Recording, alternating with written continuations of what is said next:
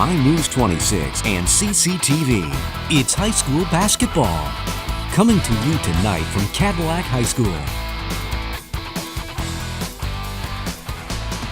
That's exactly how Dad dribbles. Welcome back to Cadillac here at the end of the first half, 24-19 Petoskey in a great back and forth Big North action as we have some of the fifth grade girls playing a little scrimmage, halftime coached by none other than Johnny Mack. Gotta love starting the program early at any school. It's just super huge. But as we talk about the varsity girls. I know, but real quick, number 5 out there in the green headband is Johnny Mack's daughter, Raina.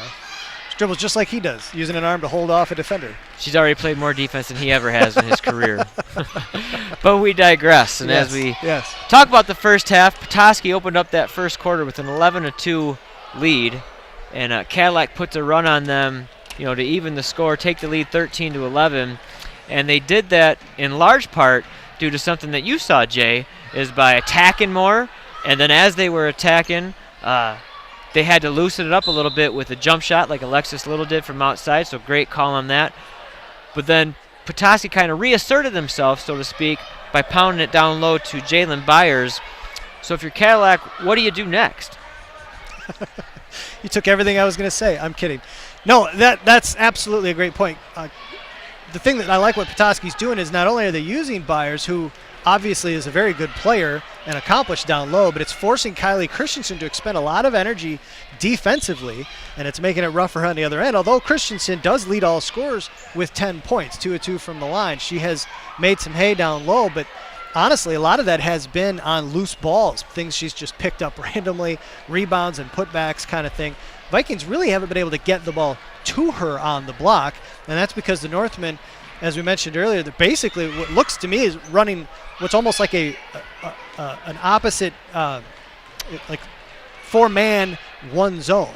Right. We used to call the box and 1, which was 4 would play in a zone and 1 would play man-to-man against the best player. This is almost like the opposite. They're taking the Viking that there's no other way to say it, they least respect as a shooter, and they're allowing Megan Culp to basically just roam the paint while everybody else plays man-to-man. And what Culp is doing is ensuring that they can't get the ball down low to Christensen. Christensen is being bracketed every single possession. There's at least 2 blue shirts paying attention to her, and they're really making it difficult. And by sagging off, you can't get any entry passes up high. You can't throw anything over the top.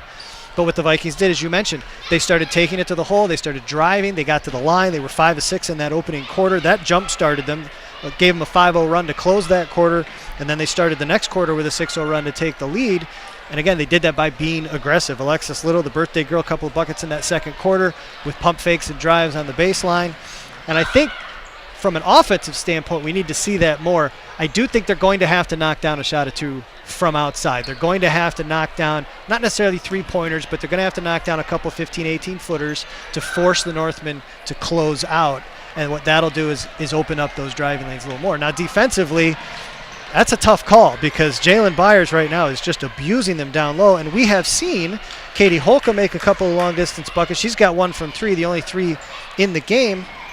Isabella Anderson has proven to be an effective outside shooter, and Culp has knocked down a 15-footer. So the Northmen have shown that they can shoot from the outside. So if you try to send help against Byers down low, you're going to leave somebody open. And what do? You got to pick your poison. Well done. I completely agree. And one of the reasons that Petoskey is having that success they're doing, bracketing Christensen, as many teams have tried that, but they have the length to do it.